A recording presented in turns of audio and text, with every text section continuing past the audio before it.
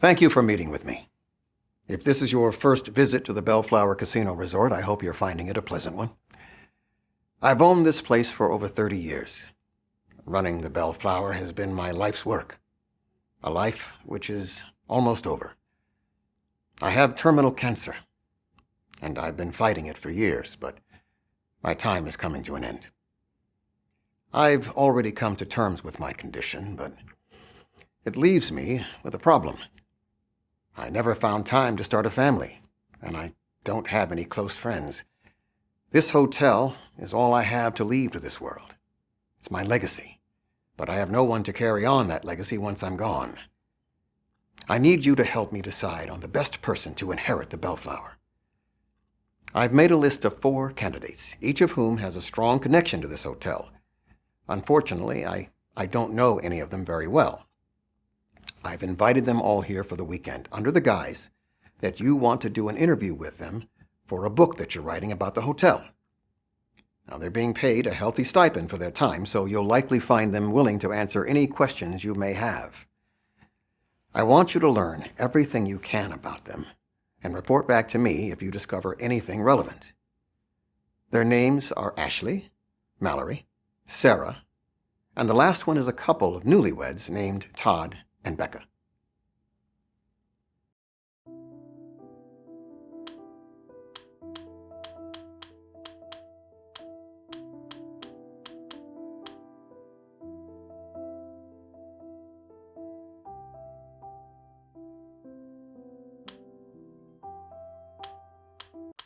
This is where Todd said we had to stay when we came to Vegas. Yeah, we're in town for our wedding. We actually ran into the owner of the hotel while we were checking in, and he overheard us saying we were getting married, so he upgraded us to a big suite, which was such a nice surprise. And he was even more surprised when he asked if we wanted to be interviewed for your book. I mean, this is certainly turning out to be a memorable trip. I would hope it'd already be memorable, what with our wedding and all. Oh, of course. That was a poor choice of words on my part.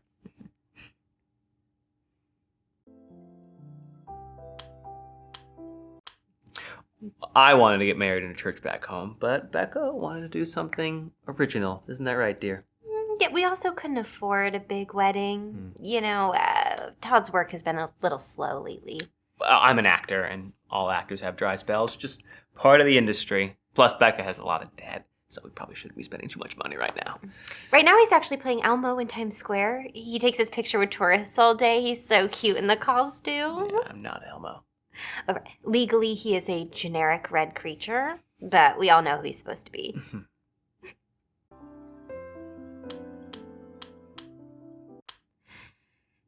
Yeah, I took out a lot of student loans.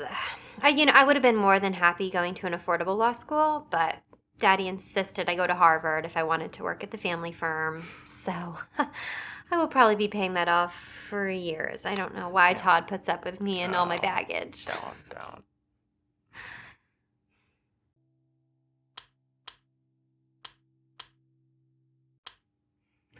I think street performer is more of an appropriate term. He's never done any sort of stage acting. But I do have some exciting things lined up. Actually, I'm going to be in an upcoming film in New York. It's a role in an unpaid student film, but it's a great start. It's a very promising student film. It's going to be seen by a lot of people, and the exposure is worth more than the money, believe me. It's a film about campus safety. They say that new students are going to see it for years to come. I just wish Todd had booked a speaking part. He has the talent. Oh, well, thank you, dear. Thank you.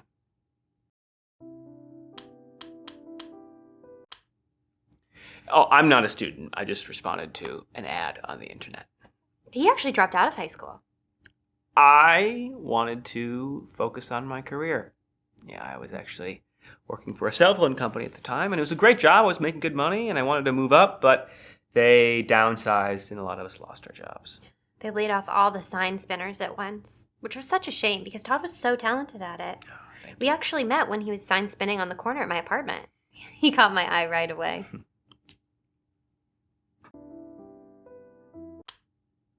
My name is Becca. And I'm Todd. We're from New York City.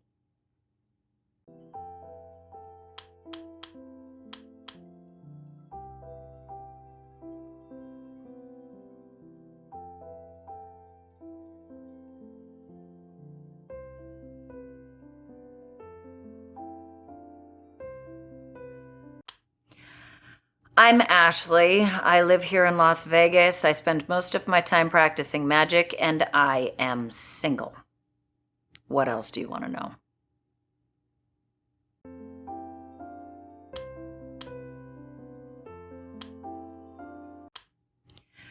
I'm not great at dating. It's probably because I really don't enjoy getting to know people. That's why I think that dinner and a movie is the perfect first date. You have just enough time to exchange facts about each other, and then the food comes and you can't talk because your mouth is full. Then you go sit in a dark movie theater, where talking is frowned on, and you watch a movie. It's great, especially if you're with one of those people who insists on talking all the time. I'm great at breakups, though. Yeah, not very good at dating. I've tried dating apps, but I haven't found any that I really like.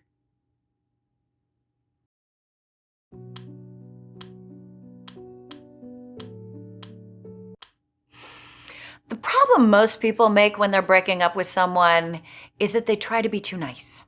And that's very selfish. Not the good kind of selfishness either. When you're too nice with someone and you're breaking up with them, it makes them sad. It makes them wish that you weren't leaving. It makes them think that maybe they should stay with you. When you're breaking up with someone, it is the one time of your life that you should be a complete asshole, so that they actually feel relieved. They feel like a burden has been lifted. Yeah, you should always be an asshole when you're breaking up with someone. That's why I'm very good at it.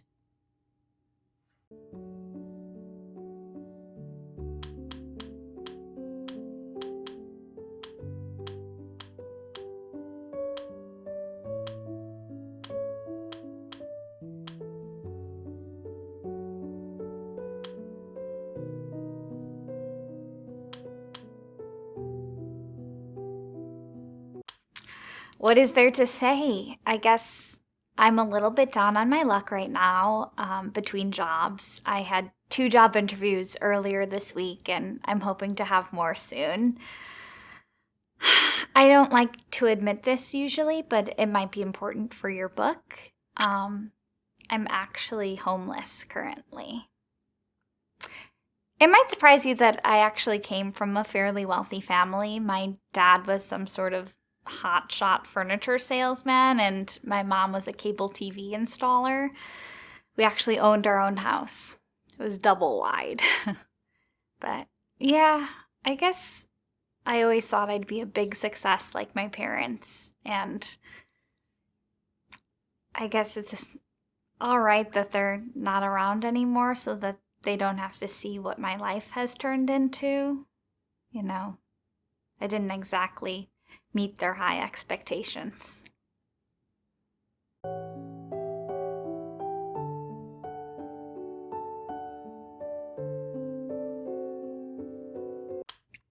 I'm Alice Goodley.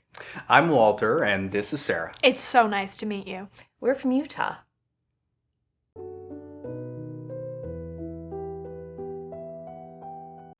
We are very lucky to live there. Our neighborhood is just dandy.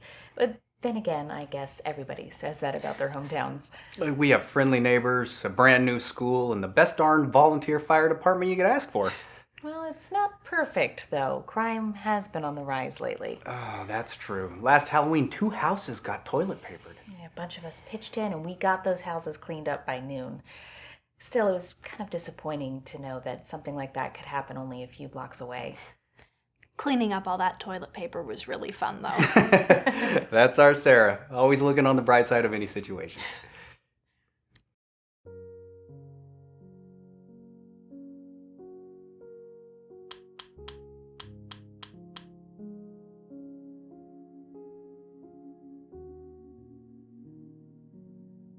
Ashley is a magician. She's been holding her magic show here at the Bellflower since we added a theater during our last renovation. She's been here longer than any employee, and she's as financially tied to this place as anybody, aside from myself. She's a private person, so I don't know much about her personal life. Mallory is the unluckiest person I've ever met. She's also one of the nicest. I've never seen so much tragedy befall such an undeserving person. I unfairly gave her a hard time when we first met, but we get along well now. I gave her a complimentary stay here at the hotel to apologize, and she wouldn't stop talking about how much she loved it here. I think she might even like my hotel more than I do. Like the others on my list, I don't know very much about her. Sarah is the daughter of the Goodley family. She's been staying here with her parents on family vacations for years. That family is so wholesome that they make the Brady Bunch seem edgy. They're a welcome breath of fresh air here in Las Vegas, and I love the idea of someone with very strong moral values like Sarah taking over the hotel. I barely know anything about those two. Their names are Becca and Todd. I met them today when they were checking in. They came to Las Vegas to get married, and this trip is also doubling as their honeymoon. Yeah, I know it must seem odd to consider leaving my estate to a couple I barely know, but honestly, I barely know any of the people I'm considering. I figure that if they're staying here for their wedding and their honeymoon, then they're going to have a very strong emotional connection to the Bellflower Hotel. Plus, it almost seems like fate that they happened to check in today while I'm trying to make this decision. I'm counting on you to ascertain whether or not they're good people worthy of consideration as heirs.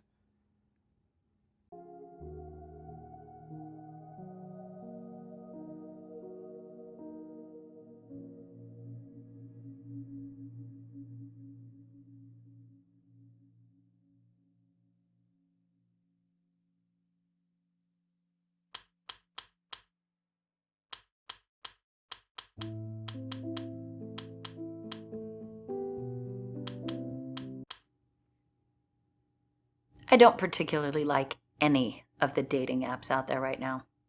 They're all designed to let you chat with the person before you meet them. If you chat with the person before you meet them, then you find out how horrible they are and you don't want to meet them. Then you don't even get the social rewards of having gone on a date. You know what I want? I want a dating app where you don't ever have to go on a date. Where when you match with a likely candidate, the app takes the photos that you've each submitted and places them in a likely dating scenario. Then it returns the photo to you. You can put that photo on your social media platforms, and it looks like you've been on a date. And you've never had to go on a date. Everybody wins.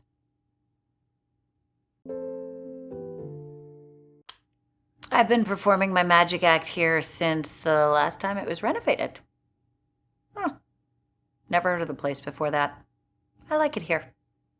I like Mr. Davenport, too. He's very hands-off. I appreciate the fact that he doesn't try to give me input about my show.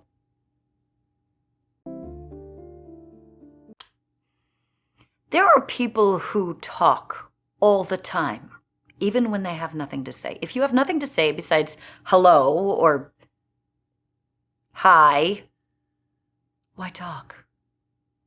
I really don't enjoy misguided politeness. It's like when someone tries to do something nice, but it has the opposite effect. Like you're walking towards a door, and you're too far away, but someone decides to hold it open for you anyway.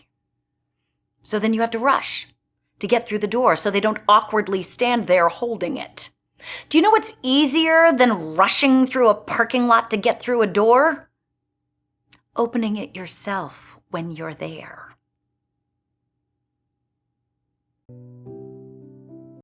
When you're part of a magic show, you spend countless hours practicing. We only perform 4 nights a week, so it would seem like it's an easy schedule, but we spend maybe another 30 hours practicing.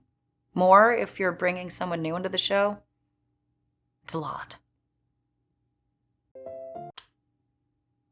Everyone talks about selfishness like it's some sort of sin. Selfishness is necessary. Everyone wants good-paying jobs. Want them to be in our country and not another country. That's selfish. Everyone wants those good-paying jobs to be in our city, not another city. That's selfish.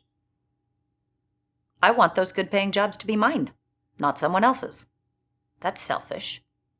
Selfishness is necessary for us to survive.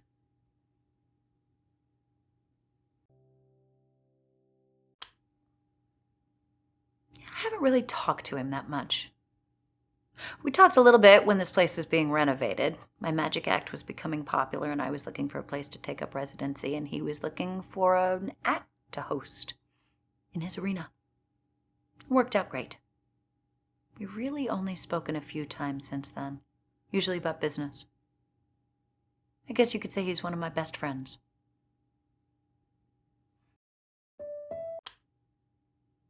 I don't like interacting with people unless there's a purpose. I would say I'm a people person, but I grow weary of them quickly if they overstay their welcome or talk. I prefer quiet types who show who they are by their actions. You know, a lot of people will have shallow, fake friends who will tell you all about their day, but they'll never lift a finger if you need to move or get rid of a body. I really don't like people like that. I've never had to get rid of a body. But if I did, I wouldn't be stupid about it. You know, everybody just tries to bury the body or throw it in a river with something heavy on it, trying to keep the cops from finding it. The cops are going to find the body. But if I was going to get rid of the body, I would throw it in the river with a bungee cord harness attached to it, and then I wouldn't attach the other end to anything. So when the cops found the body, as they're going to, they wouldn't assume it was murder. They would just assume it was someone stupid who deserved to die. I mean, people win Darwin Awards every day. Why not take advantage of it?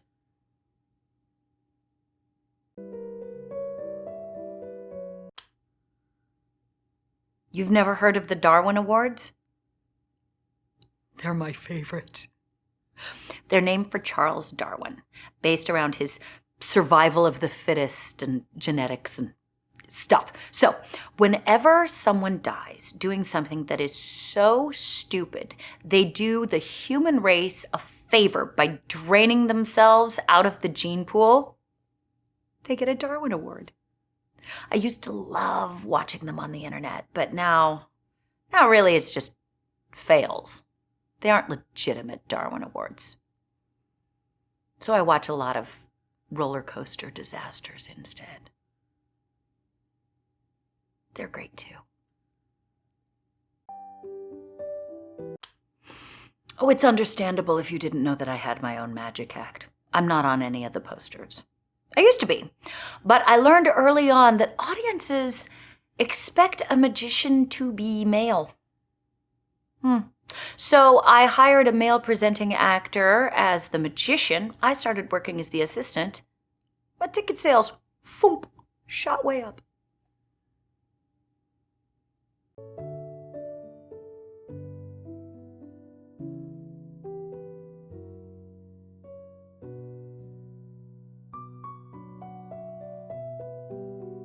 Oh, we promote it like it's his show, but he's essentially worthless.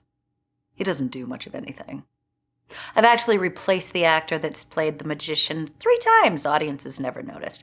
They're fine as long as there's someone on stage who looks like they expect a magician to look. Usually with a goatee. For some reason, a goatee is mandatory.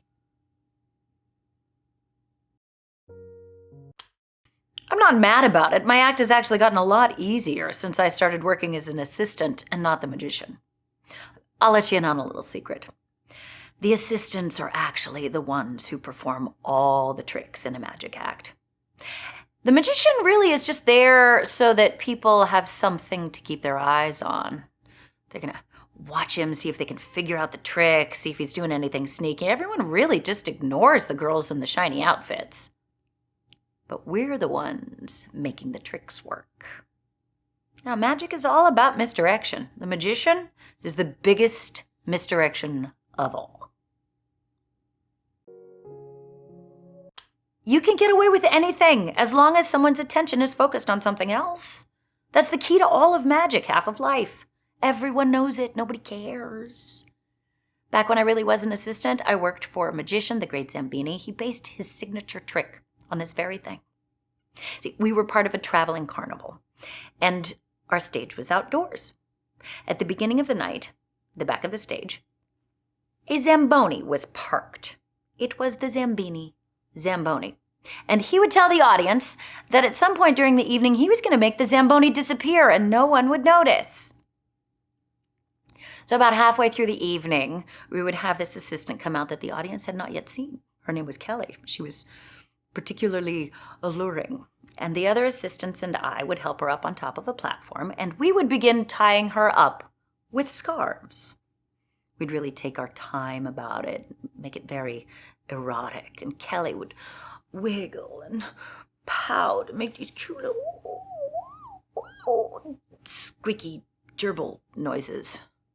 While this was happening, Zambini would pull out his keys and drive the Zamboni off stage. Then he'd run back.